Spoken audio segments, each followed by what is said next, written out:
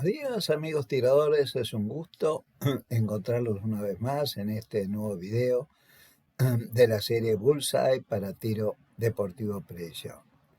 Yo por razones ajenas a mi voluntad sigo buscando temas que puedes ahorrar sin necesidad de concurrir al polígono, porque como lo he mencionado estoy atravesando algunos problemas de salud.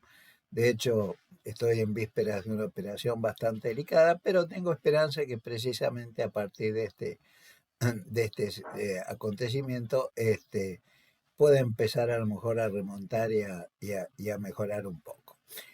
Así que por ahora, bueno, me resigno a temas que como dije antes, no me obliguen a ir al polígono, que es lo que yo quiero, más lo que me gusta, porque como dice el viejo refrán, en la cancha se ven los pingos, ¿no es cierto? Es decir, todos podemos hacer teoría, ¿no es cierto? Hablar de cosas abstractas, pero la ejecución y la efectividad de lo que uno dice o hace se ve en el blanco.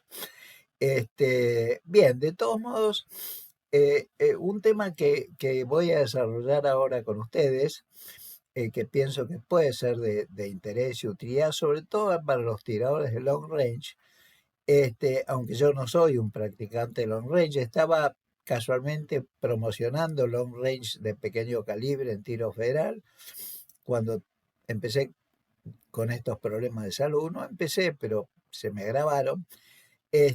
Lo que me obligaron a discontinuar esa actividad que es tan linda. Así que bueno, como les decía, lo que quiero comentar o ver con ustedes en este video es transmitirles información que les pueda resultar útil para usar el programa avanzado balístico de Hornady, que se llama Hornady 4DOF, que viene de 4 Degrees of Freedom, 4 grados de libertad, y ahora enseguida vamos a explicar por qué este nombre, esta designación. Yo he estado haciendo en los últimos tiempos un par de videos en los cuales utilizo este programa Hornady de balístico, que tiene en realidad dos programas, si usted quiere, dos versiones. La versión más simple, ¿no es cierto?, que es el Ballistic Calculator G1 G7, es el que ustedes ven en la pantalla a la derecha, es decir, este que está acá. Y el otro es el programa más avanzado, 4DOF, que es el que ven ustedes a la izquierda de la pantalla, ¿sí? Que está acá. Bueno, el programa balístico más sencillo, G1 G7, es excelente y funciona muy bien, yo diría, hasta distancias medias, yo digamos del orden de 300, quizás hasta 500, 600 metros, puede funcionar bien, pero ya para distancias mayores se empiezan a cometer errores propios de las limitaciones del programa, que hacen innecesario, si uno quiere realmente tener precisión en sus disparos y en sus grupos, el uso del programa avanzado, el 4DOF. Así que lo que yo voy a hacer ahora es, de alguna manera, una suerte de guía en la utilización de este programa. De ninguna manera yo soy un experto en el uso de este programa, porque es un programa bastante complejo. Me ha costado bastante llegar a entenderlo y a poder usarlo. Y el problema que tiene es que todas las explicaciones están en videos en inglés, y bueno, mucha gente por supuesto no tiene acceso al idioma, y por lo tanto no he encontrado, digamos, instrucciones en español. Así que bueno, por esa razón este va a ser el tema de este video. Déjenme empezar explicando primero cuál es la diferencia entre el programa básico y el programa avanzado 4DOF. En el programa básico, el calculador balístico G1, G7, la punta, el proyectil, está considerado como una masa puntual, es decir, sin dimensiones, sin geometría, es una masa que tiene un cierto peso. Y por lo tanto, tiene 3 grados de libertad, que son tanto la elevación, el rango, por supuesto, o sea, la trayectoria, y la desviación lateral, lo que acá en la imagen denominamos windage. Esto significa que inevitablemente el programa ignora los movimientos que puede tener el eje del proyectil con respecto al rango, o sea, la trayectoria que va desarrollando. Por el contrario, en el programa 4DOF de 4 grados de libertad, se agrega un grado de libertad, o sea, una variable para determinar la condición de la punta, el estado de la punta, que es el ángulo de ataque, es decir, los movimientos que tiene el eje de la punta con respecto a la trayectoria. Acá en la imagen estamos viendo precisamente esos cuartos de libertad: ángulo de ataque, windage, elevación y rango. Otra de las diferencias importantes que tiene el programa 4DOF con respecto al calculador balístico G1, G7 es de que el primero, o sea, el 4DOF, no utiliza el concepto de coeficiente balístico, que es el que utiliza el programa más elemental, sino que utiliza el concepto de drag coefficient, o sea, coeficiente de arrastre. El coeficiente de arrastre es un valor adimensional cuya determinación experimental es bastante tediosa, insume varios recursos, y es característico, por supuesto, de cada proyectil individualmente. En cambio, el coeficiente balístico, que es el utilizado por el programa más sencillo, ¿no es cierto?, se refiere a dos configuraciones estándar de proyectil, que es la G1 y la G7. La G7 es la que más, digamos, se adapta a los proyectiles modernos de arma larga, pero no, digamos, no representa realmente la resistencia al movimiento que el aire le opone, que la atmósfera le opone, para distintas velocidades. Y por supuesto, cuando la geometría del proyectil no responde exactamente a la del modelo, que puede ser, como dije antes, G1 o G7, que son los dos más utilizados. En cambio, el coeficiente de arrastre, que es una medida de la resistencia al avance que el proyectil tiene en la atmósfera, ¿no es cierto?, se representa mucho mejor, ¿no es cierto?, esa resistencia en función de la velocidad del proyectil.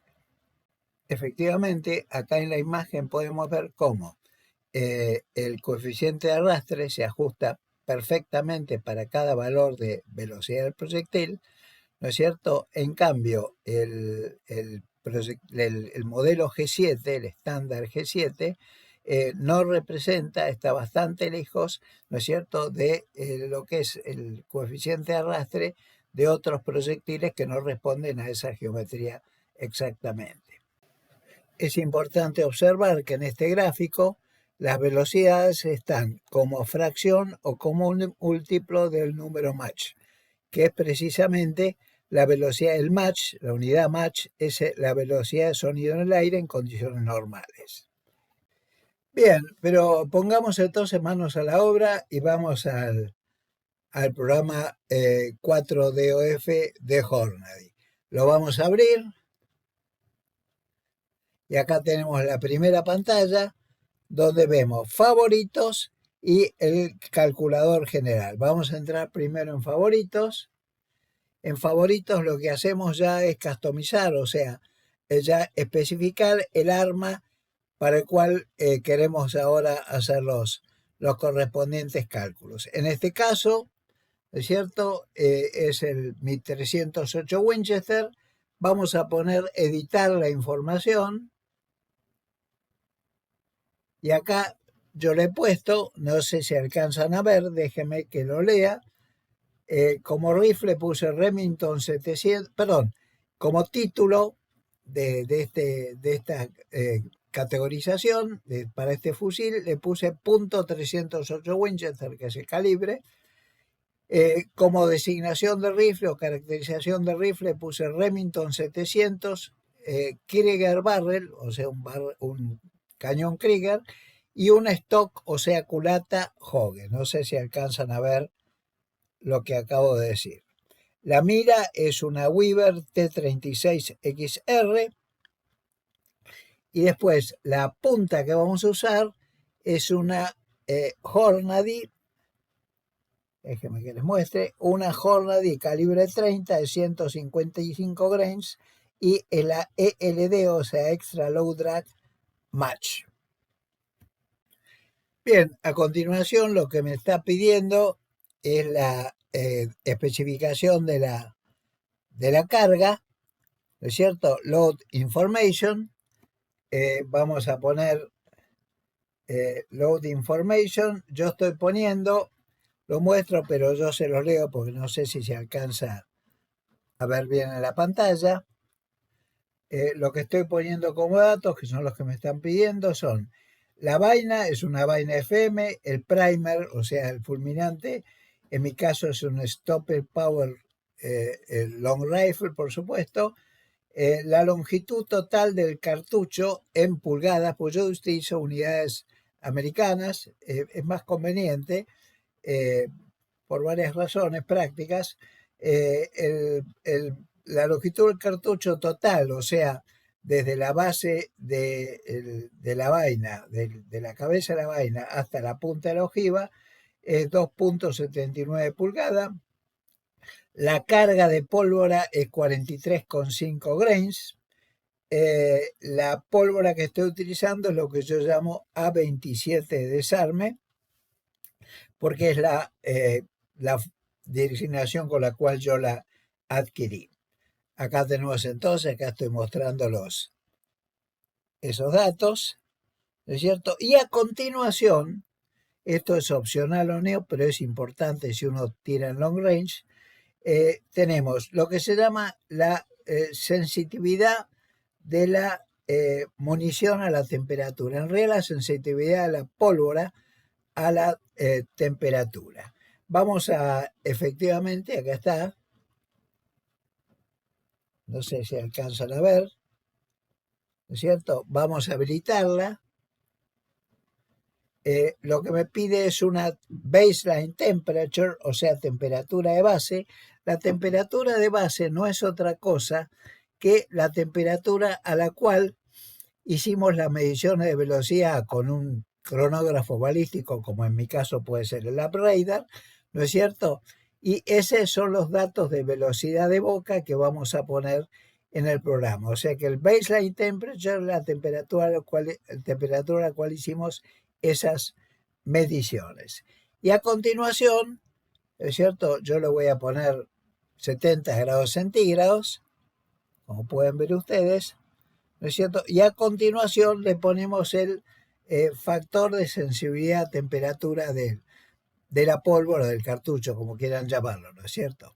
Acá hay dos alternativas. O ponemos el valor que nos da el fabricante de la pólvora, ¿no es cierto? Hay pólvoras que son prácticamente insensibles a cambio de temperatura, como las pólvoras Hodgson en una de sus líneas, y algunas otras pólvoras que precisamente por esta insensibilidad a los cambios de temperatura son muy utilizadas por los tiradores de long range. Lo que pasa es que en nuestro país no es tan fácil la adquisición de esas pólvoras y tenemos que manejarnos con pólvoras de origen nacional que no responden a estas características.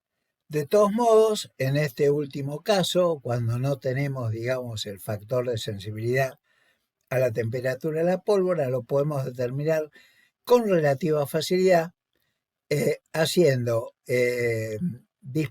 una serie de disparos y midiendo la velocidad a una temperatura superior a la que utilizamos como baseline temperature y haciendo también otra serie de disparos a una temperatura inferior a la que consideramos como baseline temp o la que hemos utilizado como baseline temperature, y la diferencia entre las velocidades promedio de esas dos temperaturas, ¿no es cierto?, dividido el salto de temperatura, es lo que nos da el coeficiente de sensibilidad a temperatura para esa pólvora en particular. O sea que siempre lo podemos determinar de una manera que no es excesivamente compleja.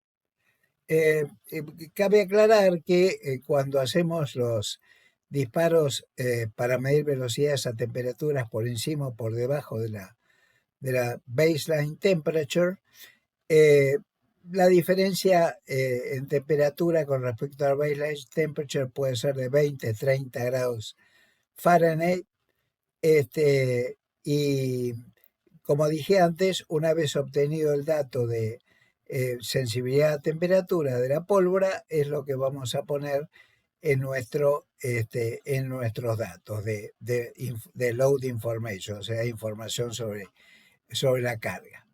Es también importante destacar que la razón por la cual hacemos esto es porque una vez que ponemos ese dato de sensibilidad a temperatura de la pólvora que estamos utilizando, después, cuando hagamos disparos a temperaturas distintas a aquellas a las cuales a la baseline temperature, o sea, la temperatura a la que hicimos los disparos para medir la velocidad de boca, el programa 4DOF automáticamente hace los cambios necesarios para adaptar los cálculos, para corregir los resultados de los cálculos de acuerdo a la temperatura y la presión atmosférica del momento en que estamos haciendo al disparo. O sea que en aquellas pólvoras en que realmente el factor de sensibilidad es relativamente alto, esto es muy importante porque nos va a mejorar significativamente la precisión en esos disparos. Una aclaración que quizás no es necesario, pero vale la pena a lo mejor hacerla, es que cuando hacemos las pruebas, la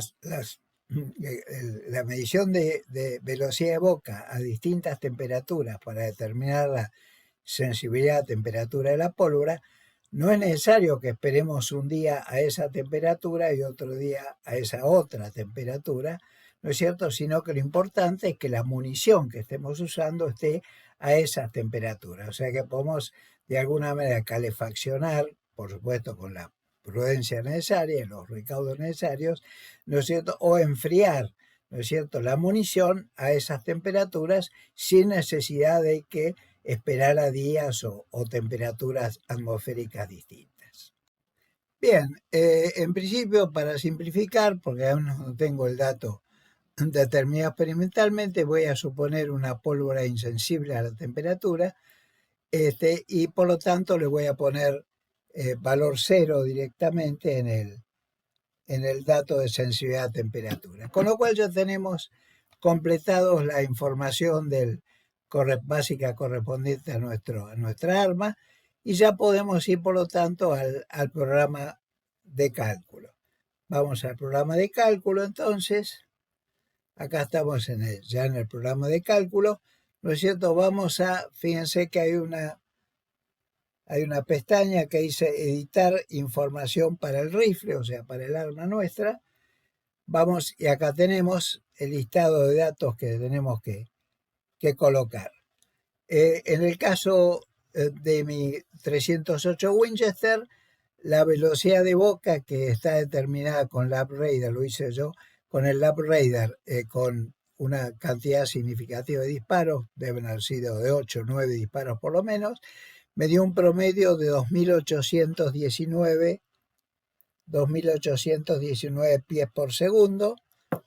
El zero range, o sea, la distancia a la cual hice el cero, es de 100 metros, o sea, 110 yardas. La altura del eje óptico de la mira con respecto al eje del cañón a la altura de la acción es 2.29 pulgadas. Esto hay que tratar de medirlo con la máxima precisión posible. Después el barrel twist, o sea, la velocidad de estriado, que la verifiqué también experimentalmente, es de 1 en 10 pulgadas. Y esa es la información básica que vamos a poner por ahora. Fíjense que, bueno, está el diámetro del bore, o sea, el diámetro del ánima, que es un 30 calibre 308, ¿no es cierto? Y después vamos a mencionar cuál es el axial form factor, el factor de forma axial, que yo lo voy a dejar, por razones que voy a decir enseguida, en 1 directamente. Bien, a continuación en el programa de cálculo lo que tenemos que poner, como vemos ahí, es la información sobre los datos del ambiente, el medio ambiente en el momento en que estamos haciendo los disparos.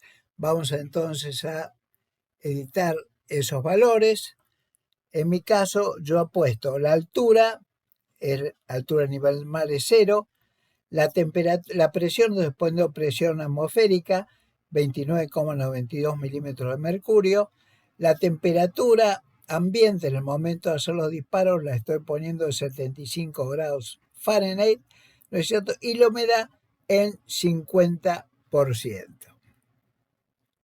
Adicionalmente, observemos que para simplificar, yo he puesto un viento 0, o sea, una condición de viento nulo.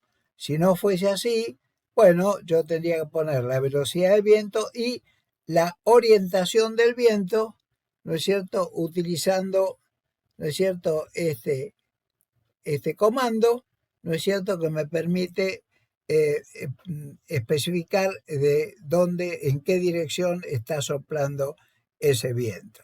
Que en este caso no tiene importancia la dirección porque estoy poniendo viento nulo.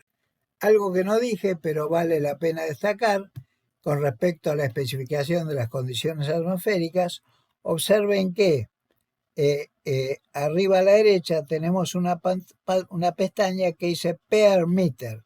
Esto es para el caso que uno utilice una estación meteorológica manual, ¿no es cierto?, como el Crestel, y uno puede, digamos, tocando esa pestaña, ¿no es cierto?, tomar los datos de esa estación e introducirlos en el programa. En mi caso yo lo hice manualmente porque no dispongo de esa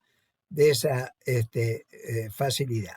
De todos modos, es importante destacar que colocar las condiciones ambientales lo más precisas posible es muy importante. Por lo tanto, digamos, conviene manejarse con algún programa que nos dé las condiciones atmosféricas, ¿no es cierto?, para poderlas introducir correctamente entre los datos del medio ambiente.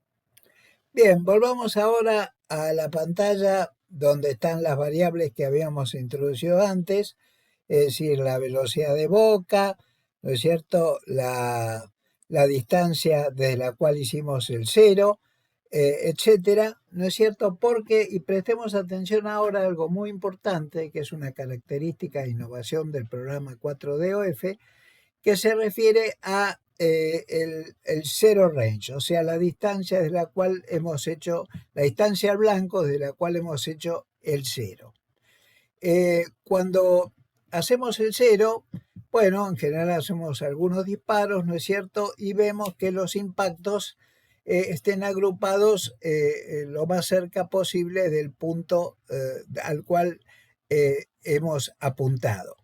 Entonces, el punto de impacto en general no va, o digamos el centro del grupo del punto de impacto en general no va a coincidir con el punto al cual hemos apuntado, que generalmente puede ser directamente y el centro del blanco, ¿no es cierto? Hay una cierta distancia que a distancias de 100, 200 metros, en general no tienen mayor importancia. Si después tiramos a una distancia un poco mayor, por ejemplo 300 o 400 metros.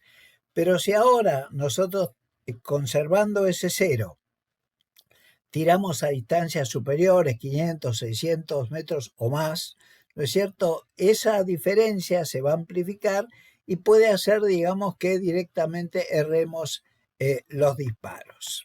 Para evitar este inconveniente y para hacer, digamos, que nuestro cero siga siendo válido, aún en el caso que cambien las condiciones meteorológicas, las condiciones atmosféricas a las cuales estamos disparando, con respecto a aquellas condiciones a las cuales hicimos el cero, ¿no es cierto? Este programa 4DOF introduce una nueva variable que es, en lugar del zero range, el zero angle, es decir, el ángulo cero.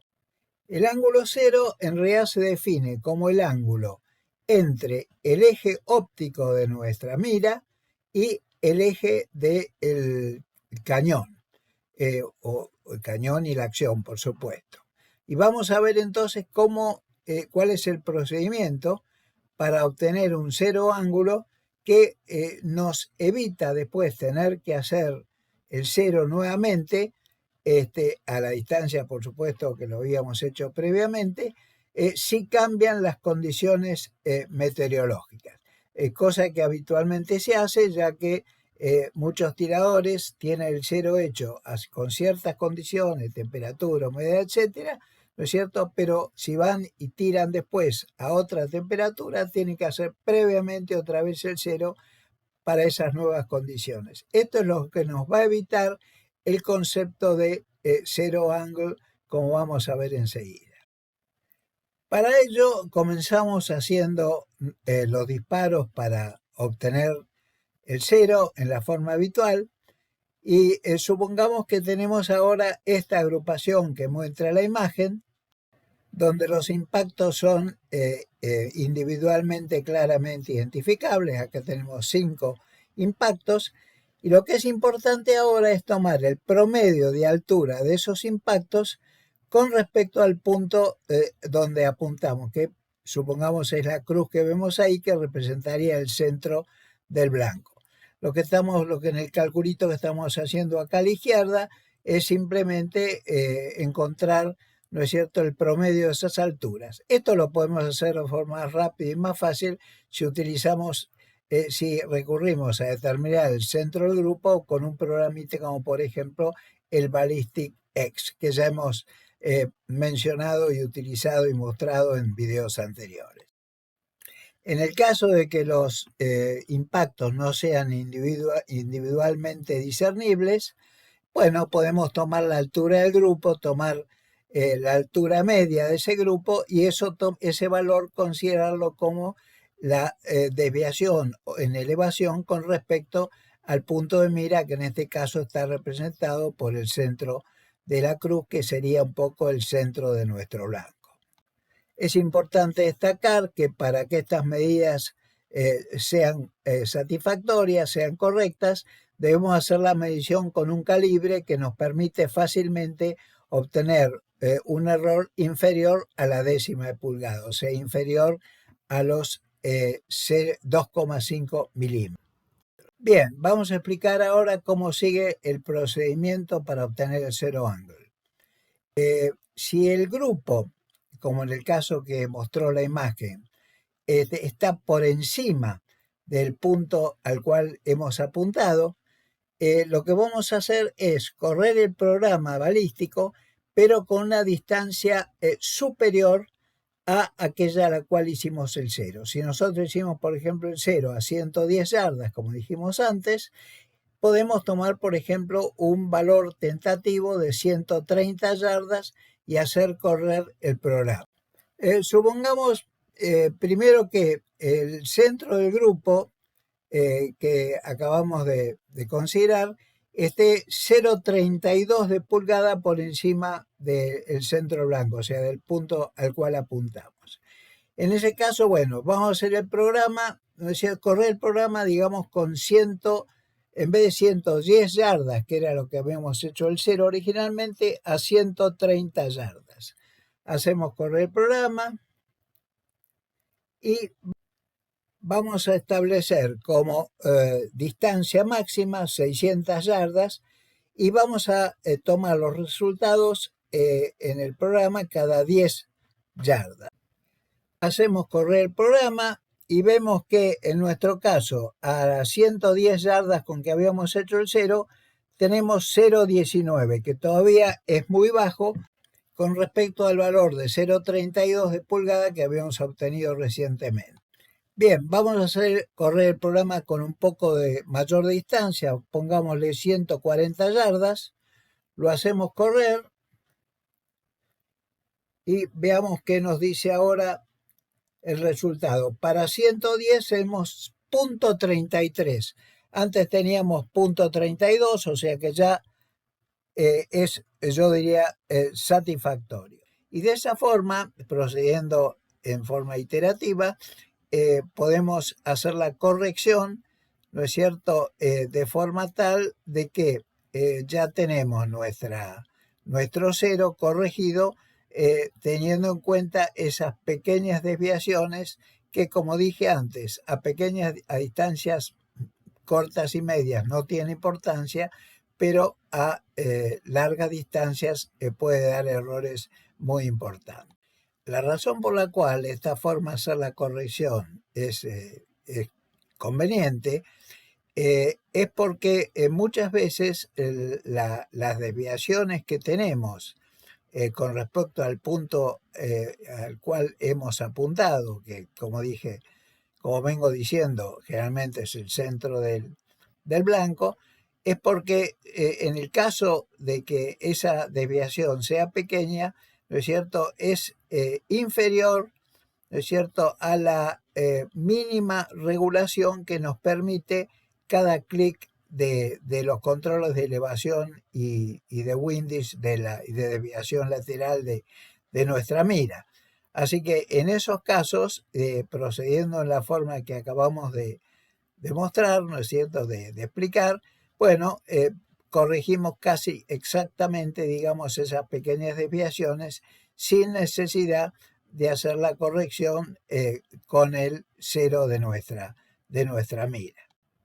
Bien, observemos que hasta aquí no hemos hecho uso para nada del concepto de zero angle, y si queremos realmente aprovechar las ventajas del zero angle, no hace falta hacer este proceso de iteración para hacer la corrección por esa pequeña desviación de los grupos con respecto al punto al cual hemos apuntado, sino que directamente, una vez que tenemos las medidas de los centros de las desviaciones de los centros del grupo, tanto en elevación como en desviación lateral, todo lo que tenemos que hacer es editar las variables y poner en el punto que nos pide altura del disparo, del punto de impacto, altura del punto de impacto, poner el valor que hemos medido, y donde dice la desviación lateral del punto de impacto, poner el valor que también hemos medido. Lo que tenemos que hacer ahora es volver al programa, editar las variables, y ahora donde dice Zero Range vamos a habilitar un poquito a la derecha el control que dice Zero Angle. Y ahora dice, aparece una pantalla un poquito más allá, una pestaña que dice encontrar el Zero Angle. Activamos ese punto y ya ahora tenemos encontrar el Zero Angle, acá dice abajo, y tenemos un zero angle que es 0,0736. Ese es un valor que ya no lo tenemos que modificar. En otras palabras, si ahora vamos a hacer el 0, siempre por supuesto a 110 yardas, ¿no es cierto? Y sin modificar la regulación original de la mira para el 0. Y tiramos, digamos, para cualquier otra condición atmosférica, ¿no es cierto?, esto automáticamente se corrige con el zero angle y no hace falta hacer otro 0, encontrar otro 0 si las condiciones atmosféricas meteorológicas cambian. Y esta es la gran ventaja del concepto de zero angle, porque si ahora vamos a tirar, habiendo hecho el 0 con unas determinadas condiciones y utilizamos cero ángulo en lugar de cero range, ¿no es cierto? Ya automáticamente todo se corrige, ¿no es cierto?, a través del programa 4DOF y no tenemos necesidad de volver a encontrar el cero si las condiciones atmosféricas o meteorológicas han cambiado. Indudablemente es una ventaja muy significativa, ¿cierto? Vamos de todos modos a hacer una corrida y fíjense que ahora efectivamente para 110 yardas nos está dando 0,32, que es realmente el valor, ¿no es cierto?, que nosotros habíamos encontrado. O sea que está perfectamente bien.